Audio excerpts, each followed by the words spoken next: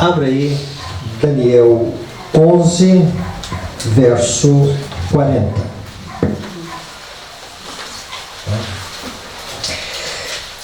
Daniel 11, verso 40, descreve para nós o seguinte: no tempo do fim, o rei do sul lutará com ele. Ele quem? O rei do norte. E o rei do norte arremeterá contra ele com carros, cavaleiros e com muitos navios, e entrará nas suas terras e as inundará e passará. No tempo do fim, em Daniel é bem definido. Aponta que a profecia de Daniel, ela seria selada até o tempo do fim, ou seja, até 1798, e o livro seria aberto.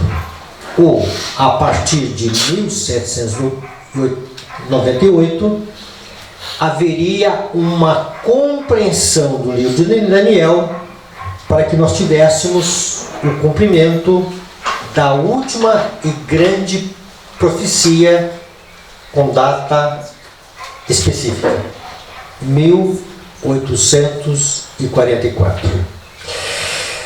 Também no capítulo 12, essa expressão, nesse tempo se levantará Miguel, ou seja, é daquilo que está acontecendo ao longo do capítulo 11, do verso 40, que vai culminar no verso 45, e aí nós temos o outro marco da profecia, que é, vamos dizer assim, um momento então em que o povo de Deus estará sofrendo nas mãos do rei do norte.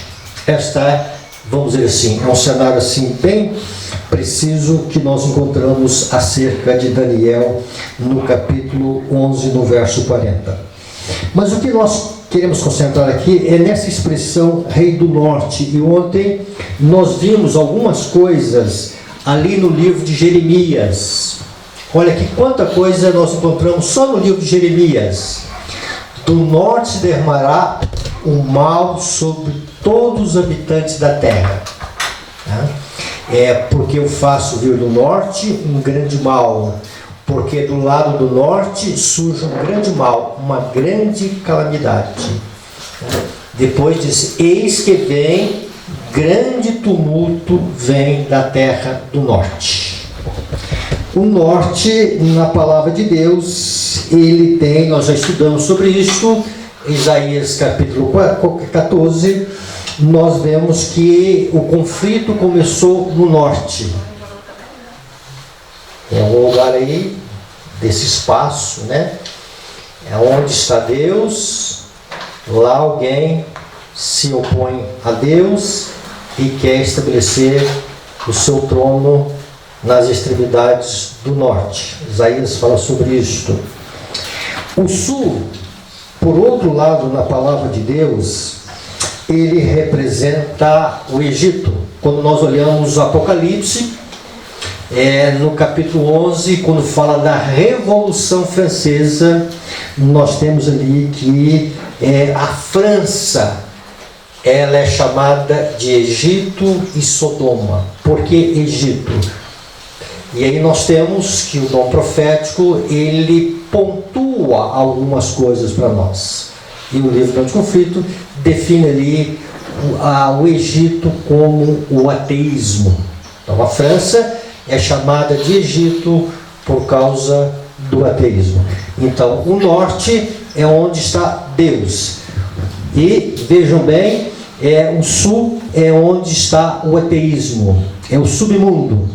Nesse aspecto, o rei do norte, ele quer assumir o lugar de Deus. Este é o cenário, é a visão profética de alguém que assume o nome de Deus, fala do nome de Deus, mas ele quer o lugar de Deus. Dentro dessa visão, nós temos aqui que o rei do norte, ele sofre um revide do rei do sul, e por ter uma visão do rei do sul, deixa aberto aí, mas vamos lá em Isaías, capítulo 30, ali nós temos alguma coisa que é definido no livro de Isaías em relação ao, vamos dizer assim, ao Egito. Então, Isaías 30 é uma referência ao Egito. E aí veja bem, e o Egito aqui no verso 6 é chamado sentença contra a besta do sul. Tá? Através da terra da aflição e da angústia, de onde vem a leoa, o leão, a víbora e a serpente volante, levam ao lombo do jumento as suas riquezas, e sobre as cóclavas de camelos os seus tesouros. A um povo que de nada lhes aproveitará. Pois quanto ao Egito, vão inútil o seu auxílio, por isso lhe chamei gabarola, que nada faz. Então o Egito, tá, o rei do sul, se há um rei, há um reino, há um território. Então veja bem, o rei do sul é chamado de Egito, a besta do sul. Então é um conflito entre a besta do norte, o rei do norte, e o rei do sul vamos dizer assim, um estabelecimento de alguém no lugar de Deus contra, no sul, alguém que não quer Deus. Quando o faraó, ele ouve através de Moisés que deveria acontecer uma libertação do povo de Deus ali no Egito, ele vai expressar: quem é o Senhor para que eu ouça a sua voz? Então o Egito é o símbolo da resistência, é o símbolo do ateísmo, é o símbolo da negação de quem é Deus. Tendo essa visão, e é aqui que nós queremos entrar dentro da visão, do livro de Daniel, no capítulo 11, no verso 40, fala que o rei do norte, ele sofre, vamos dizer assim, uma ação do rei do sul, e ele vem revidar, ele vem, e aqui a expressão é arremeter. O que significa isto? Significa lançar de uma maneira ao ataque, significa de uma forma furiosa no revide. Este é o conceito que é apresentado aqui no livro de Daniel, no capítulo 11, no verso 40. E diz que ele vem, o rei do norte vem com quem? Carros, cavaleiros e muitos navios. Tá? Sobre a questão dessa expressão carros e cavaleiros, ela dá a ideia de quê? Guerra, tá? De um exército. Quando nós olhamos ainda, não só Jeremias, ele teve essa visão do norte, mas também Joel, ele tem a visão do norte, tá? Ele tem a visão de um grande mal vem do norte. Esse grande mal que vem do norte é definido no livro de Joel como sendo, vamos dizer assim, uma praga de gafanhotos. Vocês estão lembrados do cenário dos gafanhotos. E nesse cenário dos gafanhotos, algumas coisas que nós encontramos no livro de Joel, Joel capítulo 1, tá? Vejam bem os gafanhotos, o verso 6, porque veio um povo contra a minha terra, poderoso e inumerável, e os seus dentes são dentes de leão, e ele tem os queixais de uma leoa. E no capítulo 2, no verso 20, Joel, ele descreve este povo numerável, poderoso, forte, inumerável, e ele descreve como, mas o exército que vem do norte. Então veja bem aqui, há uma relação, há uma sintonia com Jeremias, que o grande mal vem do norte. E aí veja bem, mas o exército que vem do norte, eu o removerei para longe de vós, lançá-lo-ei em uma terra seca e deserta, lançarei a sua vanguarda para o mar oriental e a sua retaguarda para o mar ocidental. Subirá o seu mau cheiro e subirá a sua podridão, porque agiu poderosamente. Dentro de uma visão aqui, irmãos, nós temos que, por um momento, Deus vai limitar, Deus vai deter a força do mal no momento final, para que haja, no momento, a última mensagem a ser colocada perante esse mundo. Isso está escrito no dom profético, tá? Então, veja bem, por um momento Deus vai impedir os gafanhotos de que possam fazer, vamos dizer assim, um bloqueio em relação à mensagem do terceiro anjo que vai ser soada num alto clamor. Então Deus promete, por um momento, remover também e deter a praga dos gafanhotos, e depois uma destruição final. Então, tendo essa visão, nós temos que o rei do norte, ele vem com um exército poderoso, inumerável, e se nós tivermos assim algumas visões paralelas, e uma delas é que nós encontramos em Juízes 6, que ali fala dos amalequitas, ali fala daqueles que vão estar contra o povo de Deus, contra os midianitas. Também a gente consegue enxergar um povo inumerável, um povo poderoso, um povo que vem fazer assolação dentro daquilo que nós encontramos na história do povo de Deus. Mas o que nós queremos descrever um pouquinho aqui, nós entendemos um pouquinho a mais, por que navios? Quando se fala de navios, economia. Nós temos que ter uma visão de economia, tá? Mas a primeira visão que nós temos de navio quando se fala de navios, o que a gente tem que ter em vista? Tá? Mar, né? Muitas águas. Primeira coisa nós temos que ter essa questão dos navios, muitas águas. Segunda coisa, quando se fala de um navio dentro do contexto do Antigo Testamento, se fala de homens poderosos, tá? Imagine alguém que tinha um navio no contexto do Antigo Testamento. Então era gente que tinha, tá certo? Mas até hoje é assim. Hoje é assim, né? Não é alguma coisa, né? Então aqui deixa para o pregador, não é alguma coisa para o pregador, tá? Então dentro dessa questão aqui, nós temos que ter essa imagem, tá? Como que nós vamos entender a profecia de Daniel?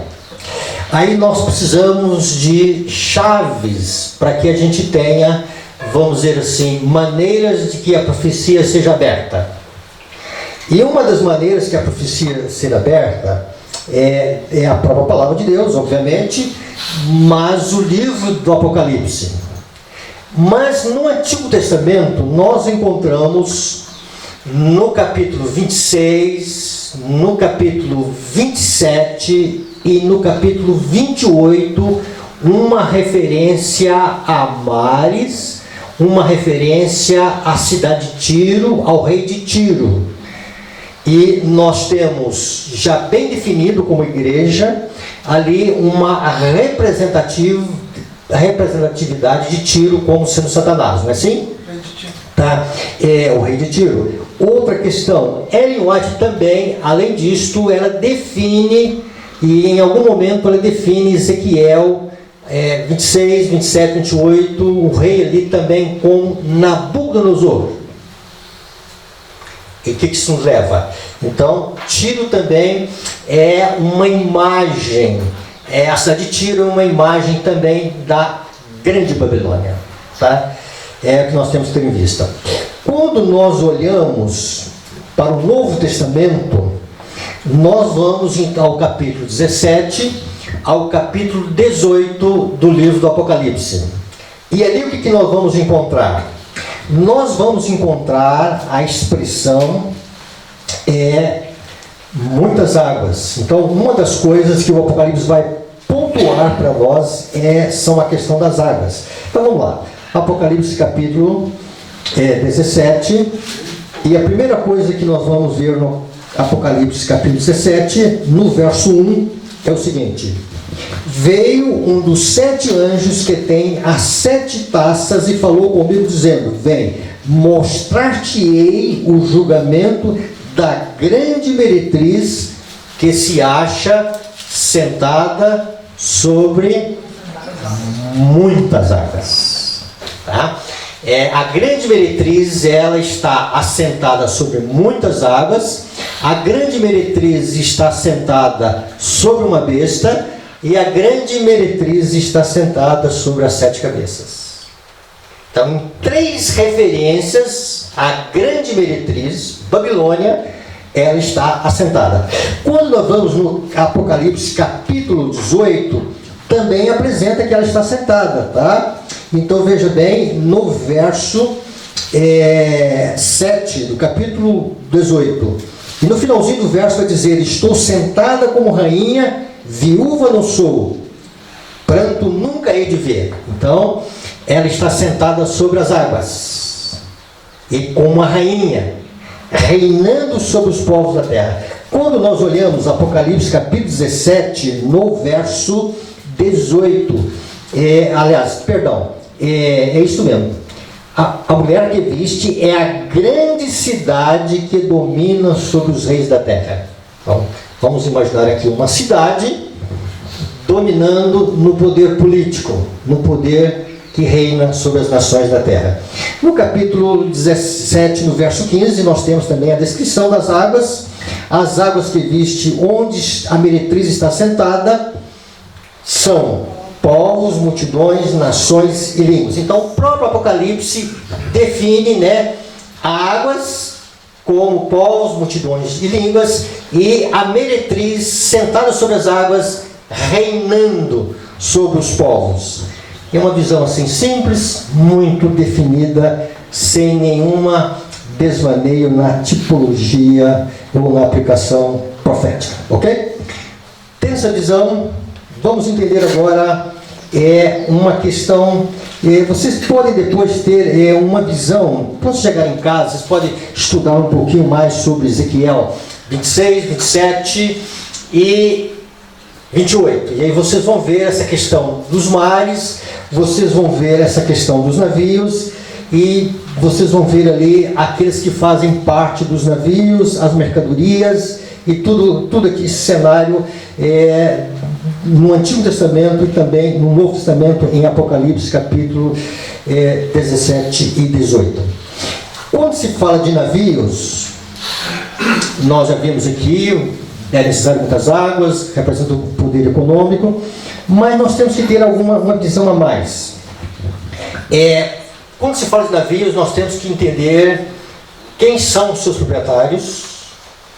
Segunda coisa, o que eles carregam e quem são aqueles que fazem parte da tripulação, ou seja, aqueles que vão em relação à questão em direção à prosperidade de Babilônia. Quando se fala dos proprietários, tá, é muito bem definido o Apocalipse. Apocalipse capítulo 17 fala sobre os reis da terra, tá? Esses reis da terra, e fala sobre aqueles que fazem parte dos 10 chifres. No capítulo 17, no verso 12, os 10 chifres que viste são 10 reis que ainda não receberam o reino. Já fizemos um estudo sobre isso, não vamos entrar nesses detalhes, mas recebem autoridade como reis, com a besta durante 1 hora. Então eles vão oferecer à besta o poder e a autoridade que possui, por um pouco tempo. Dentro dessa visão, no capítulo 18 não aparece esses reis, aparecem os mercadores. E nós já fizemos um estudo que esses reis, lá em Isaías 23, e esses mercadores são pertencentes ao mesmo grupo, tá? São muitas as coisas de informação, depois, se alguma coisa a gente não ficou bem claro, vocês podem perguntar. Quando nós olhamos o capítulo 18 do Apocalipse, ele vai apresentar para nós tanto a questão dos reis. Babilônia, ela tem os seus amantes, e os seus amantes são os governantes da terra, são os reis, são aqueles que têm autoridade, são aqueles que governam as nações. E diz que todas as nações beberam do vinho da fúria da prostituição de Babilônia. Também os mercadores, verso 3, da terra se enriqueceram à custa da sua luxúria. E aí vamos ao capítulo 18, no verso 19. Lembrando que o capítulo 18, ele traz primeiramente um cenário da queda de Babilônia, Deus fazendo a última chamada aos que estão em Babilônia. Depois há uma descrição com mais detalhes acerca dos pecados de Babilônia. E depois há um lamento de dois grupos. Então, Apocalipse 18 vai terminar com um lamento de dois grupos quando Babilônia sofre o juízo de Deus. E quem são os dois grupos? São os reis e os mercadores. Eles estão lamentando a queda de Babilônia. Não a queda espiritual. A queda é os flagelos de Deus que caem sobre Babilônia. Tá? Eles não estão lamentando a queda espiritual de Babilônia. Quem apresenta uma mensagem da queda de Babilônia vamos dizer assim, é o anjo que desce do céu e o povo de Deus que vai estar cheio do poder do Espírito Santo. Dentro dessa visão, irmãos, olha o capítulo 18 e o verso 19, quando os mercadores da terra, eles estão, vamos dizer assim, lamentando a destruição de Babilônia. Lançaram pó sobre a cabeça e chorando e pranteando gritavam: ai, ai da grande cidade, na qual se enriqueceram todos, o quê? Possuíam navios no mar.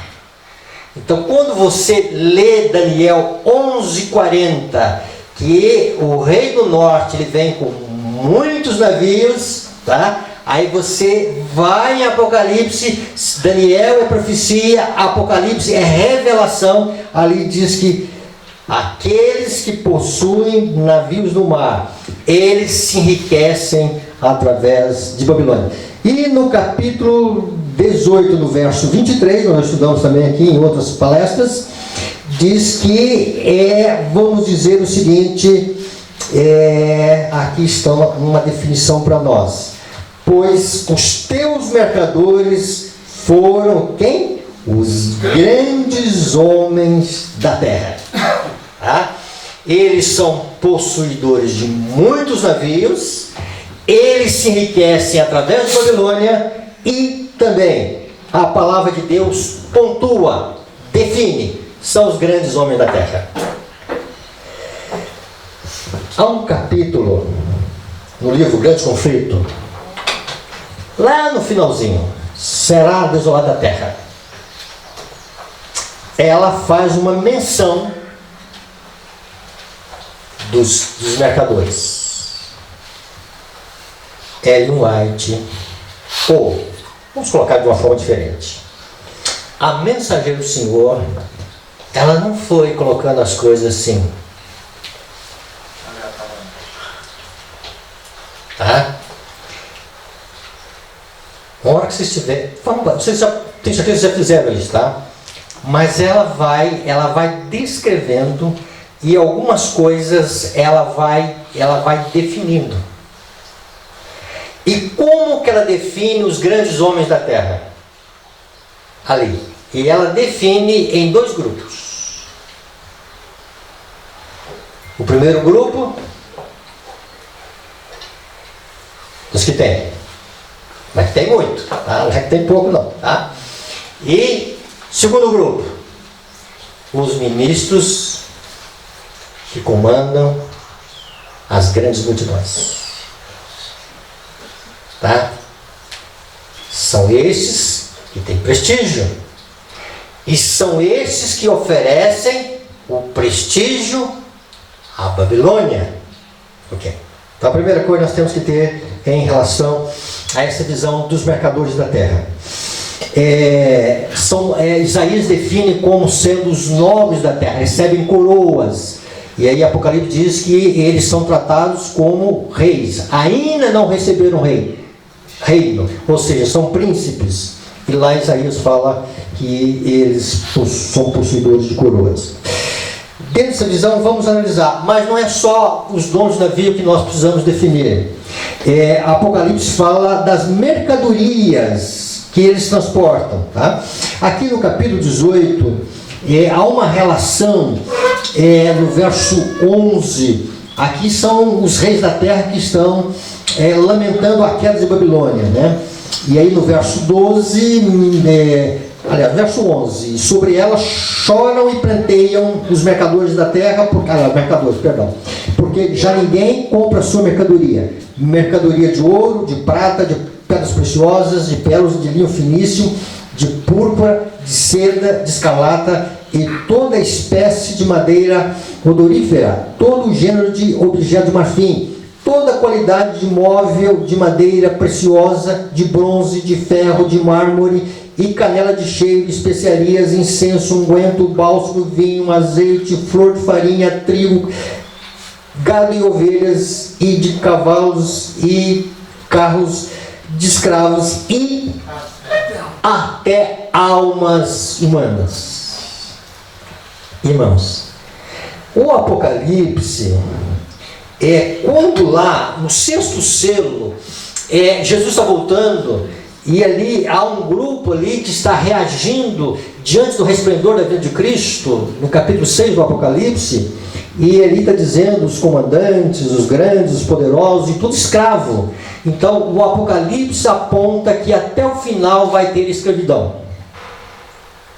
Pastor, e se tem um sistema que mais escraviza hoje, chama-se religião. Tá? As pessoas, elas, em algum momento do nosso mundo, elas só conseguem entender o açoite do pastor. Tá? Ou o açoite do tormento eterno. E aí vejam bem, elas vivem dentro de uma prisão com medo de Deus, ou com medo de perder a eternidade, ou com medo de perder prosperidade, ou com medo de perder bênçãos. E aí é o seguinte, e nunca presenciamos a religião manipulando as mentes dos homens, como agora. Outro sistema, nunca vimos a mídia manipulando mente, como manipula na atualidade. As pessoas não conseguem pensar acima daquilo que elas ouvem e veem. E aí é o seguinte, e elas formam um pensamento, elas formam uma maneira de lidar com a vida de acordo com aquilo que os meios de comunicação, e quando se fala os meios de comunicação, as redes sociais agora podem incluir também, tá? Estão formando, vamos dizer assim, vão formando pensamentos, ideologias, conceitos, e o ser humano, ele está, a sua mente permeada de heresias, enganos e erros. Irmãos, nunca a mídia manipulou tanto, tá? E proposital. E aí veja bem, a tal ponto que aquilo que nós encontramos no livro de Romanos, quando Paulo no capítulo 1, ele está descrevendo o mundo dos pagãos, e no mundo dos pagãos eles tornam-se nulos em seus raciocínios, e aí nós podemos ver que dentro do contexto da atualidade também nós estamos vendo isto acontecer. E assim por diante, nós encontramos que em algum momento, em algum lugar desse planeta, há muitos também que são escravos dentro do trabalho. Então nunca, em algum momento, em alguns segmentos, nunca que o trabalho prendeu tanto o ser humano, tal ponto que ele sabe que ele não pode fazer aquilo, mas com medo de perder regalias, perder o sustento da vida, perder promoções, o ser humano aceita o açoite. Então nós vivemos num mundo de escravidão. Meu pai era um homem da roça, não tinha nem o quarto ano primário, né? Mas ele dizia que o sistema do nosso mundo escraviza. Tá? E aí, veja bem, e uma das coisas que eu aprendi com ele na minha infância era, né, que ele dizia para mim: Jorge, não deixe ninguém te dominar você. Tá? Não deixe. Não deixe ninguém tirar a sua liberdade. E aí você volta para a escravidão, você é escravo e fala de liberdade. Mas vamos lá, irmãos. Dentro dessa visão ali dos mercadores da terra, suas mercadorias, e aí a gente começa a ver agora se no final, se nós quisermos comprar alguma coisa, e aqui tem algumas coisas para a nossa sobrevivência, são algumas coisas que não são opcionais, por exemplo, o trigo, a farinha, entendeu? Vamos dizer o seguinte, nós vamos ter que comprar desses navios que estão no mar, só para a gente começar aqui a visualizar algumas coisas em relação àquilo que vai acontecer no futuro, no comprar e vender, mas não vamos entrar muito nesses detalhes. Outra coisa precisamos entender o navio nos moldes antigos. Não um navio hoje a diesel, não sei bem que funciona bem os navios, mas quando se olha assim os navios na antiguidade, nós temos que lembrar de marinheiros e nós temos que lembrar de remeiros e pilotos. Então, pelo menos 3 grupos nós precisamos lembrar: pilotos, tá? Aqueles que dão um norte para o navio, tá? Nós precisamos dos marinheiros, aqueles que estão ali fazendo parte de cuidar do navio, em alguma coisa que precisa de algum conserto, e nós precisamos de entender os remeiros, tá? Você não pensa no navio na antiguidade movido a diesel, mas movido ao braço, tá? Quando nós olhamos agora Ezequiel, nós vamos ter aqui uma definição dos pilotos. E nós vamos ter uma definição dos remeiros. Tá? Então, Ezequiel, capítulo 27, e aqui nós vamos entrar já nos segmentos finais do que é a profecia.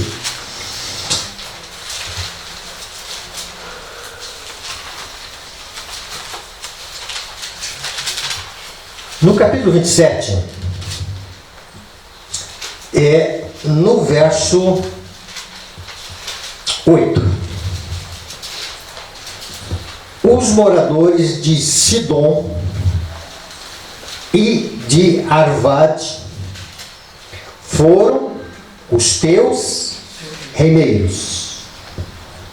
Os teus sábios, ó Tiro, que se acham em ti, esses foram os teus pilotos. Tá? Então, os remeiros, tá? Nós encontramos os moradores de Sidom e Arvad. Quando nós falamos dos anciãos, aqui, aliás, os pilotos, tá?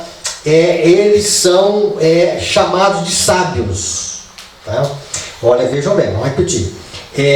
Os teus sábios, ó Tiro, que se acham em ti, esses foram os teus pilotos.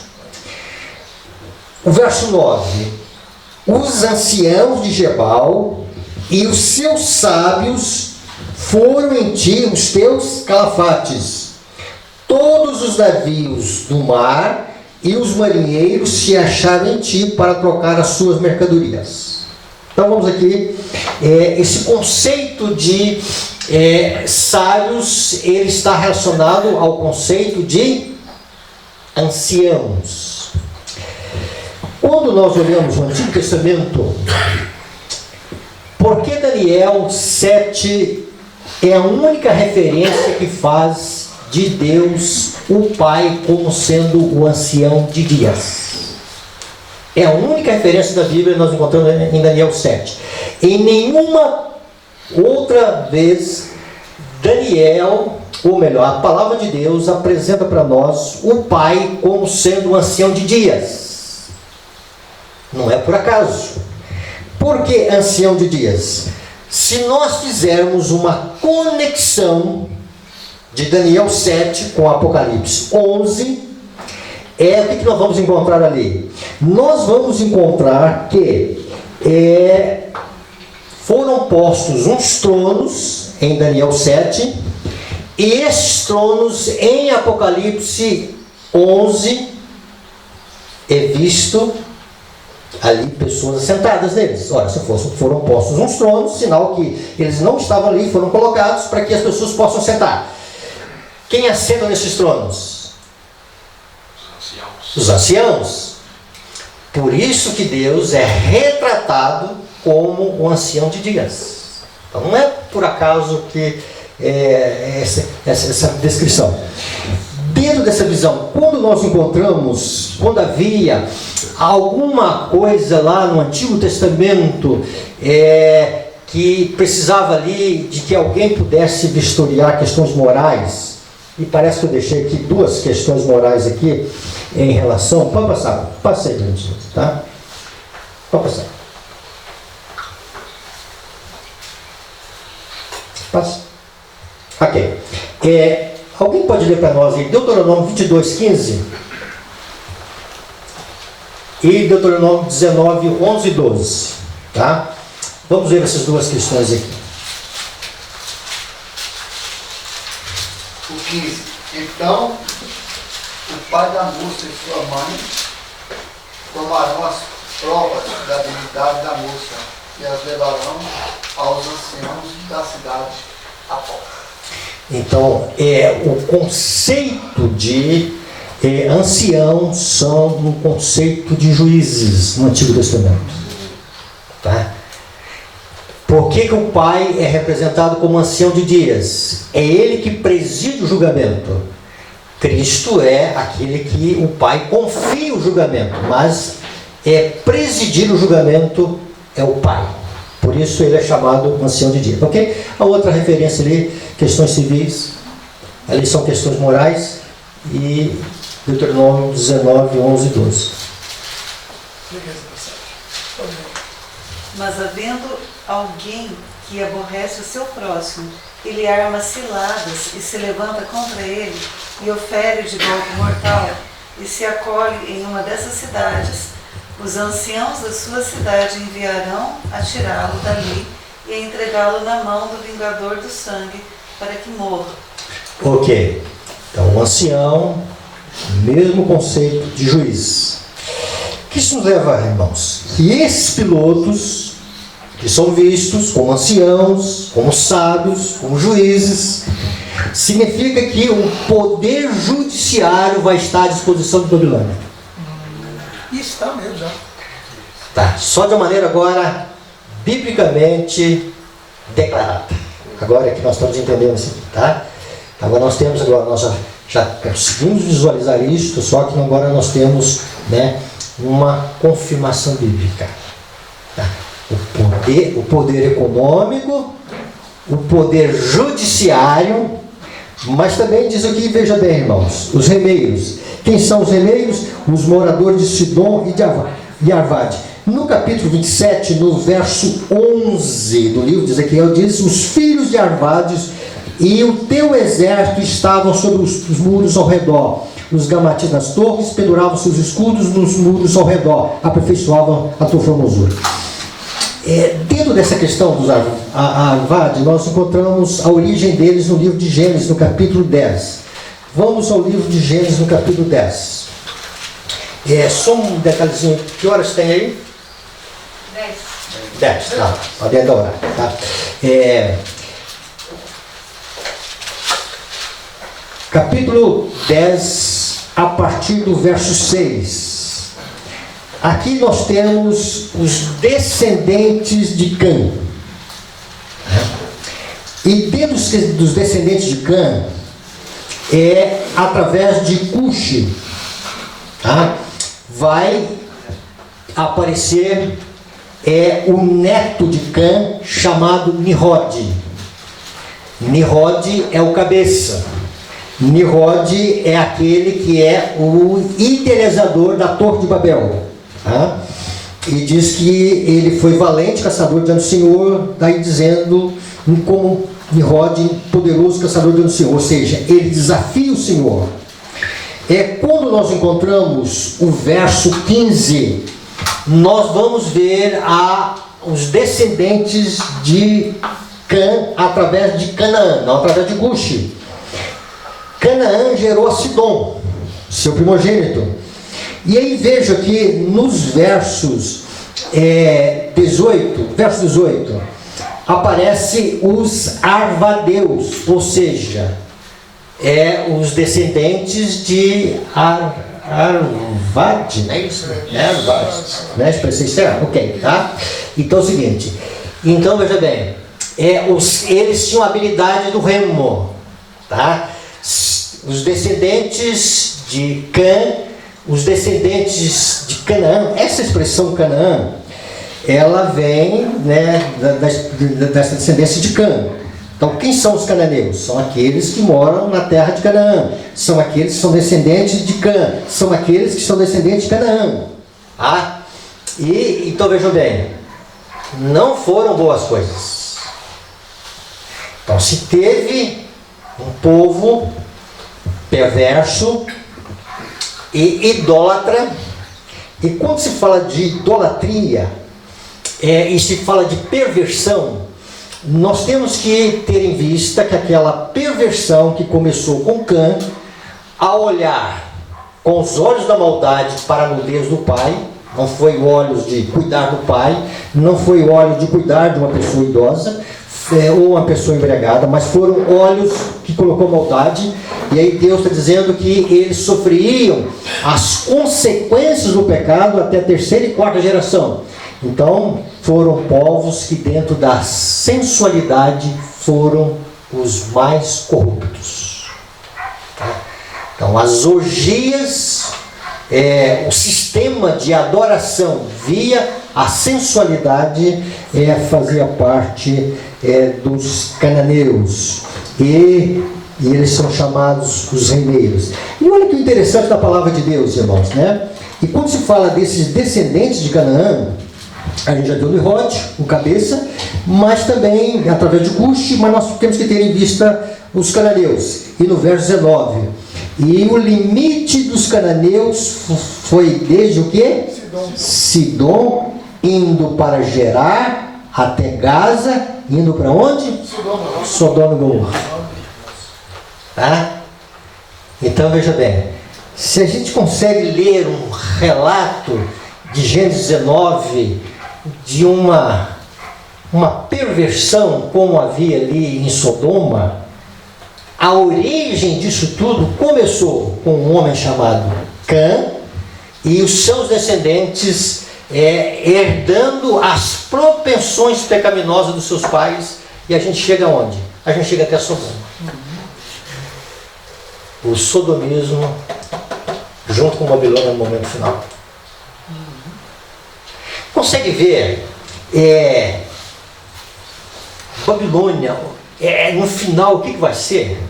É por isso que se tem Babilônia vem de Babel, que significa confusão, tá? O poder judiciário corrupto, o poder político, o poder econômico, o poder das perversões sexuais juntos. E quando nós olhamos aqui essa questão dos cananeus, nós temos que ter em vista também o paganismo, tá? Então, o que está pela frente, diante dos nossos olhos, é um sistema religioso em nome do cristianismo, mas paganizado e pervertido. Tá? Isto é a Babilônia moderna. Quando nós olhamos esta visão, irmãos, quando a gente vai para Daniel 11:40, dizendo lá que vem com muitos navios, né? A gente imagina os pilotos, a gente imagina os mercadores, a gente imagina os marinheiros e a gente imagina os remeiros. Né? E aí a gente pode ver como o que está reservado diante para nós, ok? Acho que eu tenho mais ainda alguns dois slides aqui que eu queria apresentar para vocês, tá? Pode passar, tá? E pode passar. Pode passar. Passa. Tem mais dois slides, ok? Pode passar. Pode passar. Aqui. São os dois últimos anos. Junto com isso que nós falamos, olha o que está aqui escrito assim: formação no mundo, gigantescos monopólios. Exatamente. Então, quando você ouve, como eu ouvi um dia deste, ouvi algum dia desses nos noticiários, que houve uma tentativa de fusão entre duas companhias aéreas brasileiras. Parece-me Gol e Azul. Então são três, né? Estão imperando mais no Brasil. E elas estão só reduzindo, né? E significa o quê? E significa que monopólio. Até isso nós temos que enxergar a profecia. Tá? Não vamos entrar aqui no mérito de chocolate é saudável não, tá? Houve um tempo, se você quisesse comer um bombom Garoto, tá? Você tinha da Garoto. Aí hoje você tem uma caixinha da Garoto e uma caixinha da Nestlé. Ambas as caixinhas do mesmo dono. Tá certo? Então muita coisa que você vai no supermercado e vê o rótulo diferente, a marca diferente, mas o dono é o mesmo. Tá? Isso aqui são monopólios, são gigantescos monopólios. Então, olha, os homens se unirão em sindicatos que os envolverão nas malhas do inimigo. Alguns homens combinarão segurar todos os meios que se possam obter em certos ramos de negócio. Irmãos, e a gente viu no Brasil, está vendo no Brasil, que um dos ramos que prosperou foi tirar dinheiro de aposentado. A que ponto chegou a humanidade? Tá? E aí vejam bem, formar-se-ão sindicatos e os que recusam ao que a ele se recusam unir serão homens marcados. Tá? Então vamos lá, então, dentro de Babilônia, poder econômico, o poder monopólio, dos monopólios, os sindicatos, e ela vai falar de um outro grupo aqui, tá? Ok, pode passar. Os homens tornam-se tentadores dos semelhantes, acariciam os fortes, corruptores de sentimentos de Satanás e exercem um poder dominante coercitivo. Sob a influência desses sentimentos, os homens ligam-se entre si, formando confederações em sindicatos e em sociedades secretas. Há em operação no mundo forças que Deus não tolerará por muito tempo mais. Tá? Então, quando você ouve falar que Daniel 11 vem com muitos navios, com carros, cavaleiros, tá? Significa que os pilotos, os mercadores, os rendeiros, e significa que tudo isso vai estar junto. Poder judiciário, poder político, poder econômico, poder dos monopólios, poder dos sindicatos, poder das sociedades secretas. Tudo isso vai conspirar contra Deus. É isso que está reservado para nós,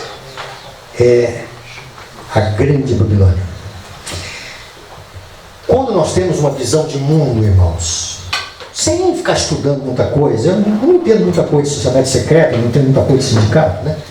Mas só de bater o olho assim, o povo de Deus já vê que o negócio não é de Deus. O povo de Deus não precisa se tornar expert em entender sociedades secretas. Tá? Não é isso. Quando Ellen White trata de sociedades secretas, ela só pontua assim coisas mínimas. Ela não entra trazendo rituais, ela não entra trazendo simbolismo, ela só entra dizendo, olha, isso não é de Deus e quem está não recebe o selo de Deus. Pronto, acabou. Se não recebe o selo de Deus, não é coisa boa. Tá? E aí também, eu particularmente, uma certa feita, comecei a estudar. E aí eu vi, opa, aí o Espírito Santo disse, não estude. Você não precisa saber disso. Você só precisa entender que lá está a maldade. Só isso, não é nada mais. E outro aspecto, irmãos. Essas coisas estão movendo o mundo. Monopólios, sindicatos, vamos dizer aqui, essas confederações, ações secretas e muitas coisas a gente só consegue visualizar assim com os olhos da fé. Ou, vamos dizer assim, algumas pisadas que esses homens estão deixando. Ou em algum momento até que eles declaram algumas coisas, tá? Mas tudo está dizendo para nós, irmãos, que aquilo que a orientação profética deixou para nós é que existe um decreto dominical a caminho. E ela fala assim, a igreja, ela não está falando de igreja adventista, ela está falando de movimentos religiosos apostatados, tá? Ela fala assim, a igreja e o Estado estão fazendo preparativos para o decreto dominical. Tá? E aí, em algum outro momento ela diz que o decreto dominical ele anda à sombra. Mas aqui alguém colocou sabiamente, nessa manhã, que não adianta nada eu conhecer isso aqui, se o reavivamento e a reforma não faz parte da minha vida. E aí vejam bem, então, um grande sistema religioso mundial, caído, apostatado, contra Deus, tá? E aí vejam bem, que estão fazendo preparativos. E nós temos que sair aqui nessa manhã com a seguinte visão. Existe uma torre de Babel, quase no seu momento final, dos andares mais elevados dela. E a última laje que vai ser colocada vai ser quando a Constituição tirar a liberdade religiosa dos povos. Deus vai descer com juízo. Mas antes de Deus descer com juízo, Deus vai trazer salvação. E é aqui que nós precisamos entender. Deus vai trazer salvação. E ao Deus trazer a terceira mensagem angélica, vamos falar um pouquinho dessa terceira mensagem angélica mais adiante. Deus vai usar os seus povos para desmascarar a Babilônia. Sabiam disso? Olha o que nós vamos falar.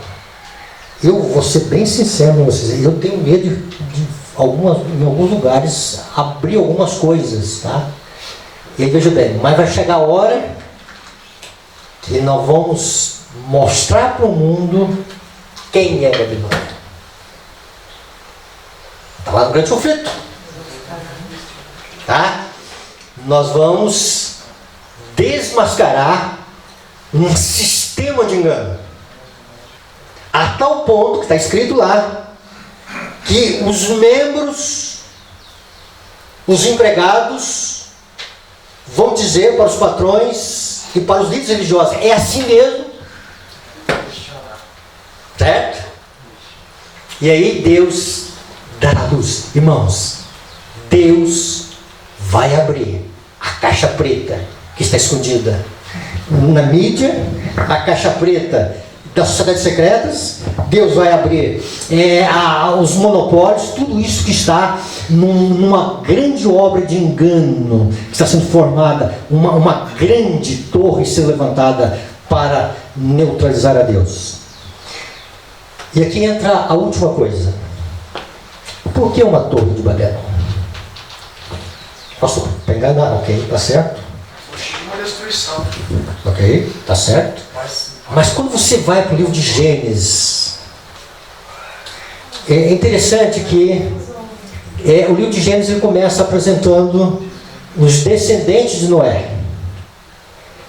E aí, começa apresentando Cã, tem depois, não tenho aqui se é Cã primeiro ou Jafé, né? Jafé. Mas o último que deveria apresentar era quem? Sem. Por que 100 é o mais interessante para nós? Porque de 100 vem Jesus.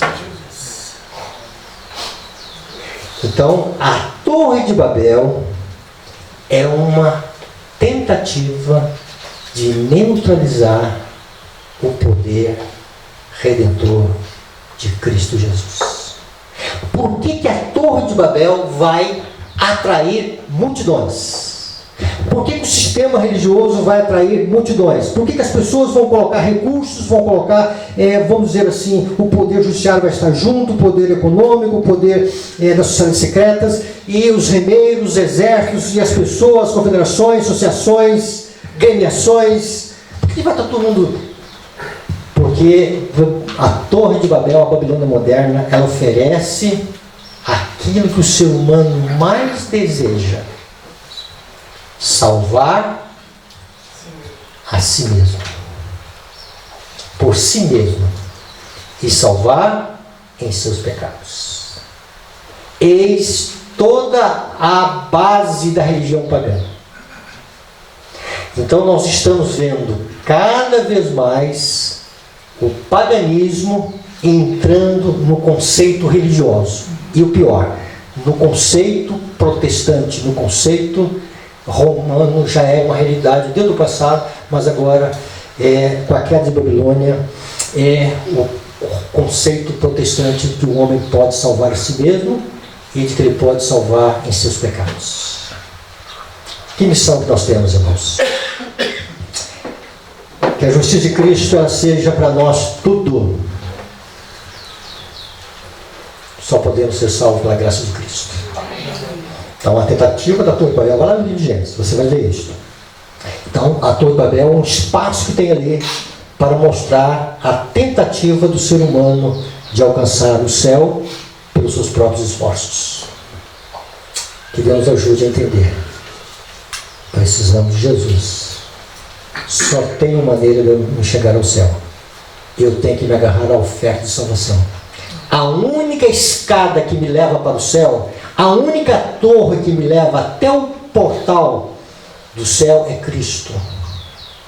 É nessa escada que Jacó, Deus revelou para ele como um Salvador. E essa escada e essa torre que nós precisamos entender. E quando a gente vai para o Apocalipse, capítulo 17, diz que Cristo vai ser o vencedor desse sistema. Eu não vou vencer esse sistema. Cristo vai ser o vencedor. E aqueles que se acham com Cristo serão vencedores. Amém. Que Deus abençoe. Amém? Que o teu santo e bom Espírito, Senhor, não só dê uma visão do quadro diante de nós, mas de uma necessidade que nós temos, Senhor, de pela fé, cada vez mais, permanecer na tua palavra, permanecer no teu amor, permanecer nos teus mandamentos, permanecer em Cristo Jesus. Amém. Abençoe a tua igreja, Senhor, em Cristo Jesus. Amém, Senhor. Vamos ter um recreio.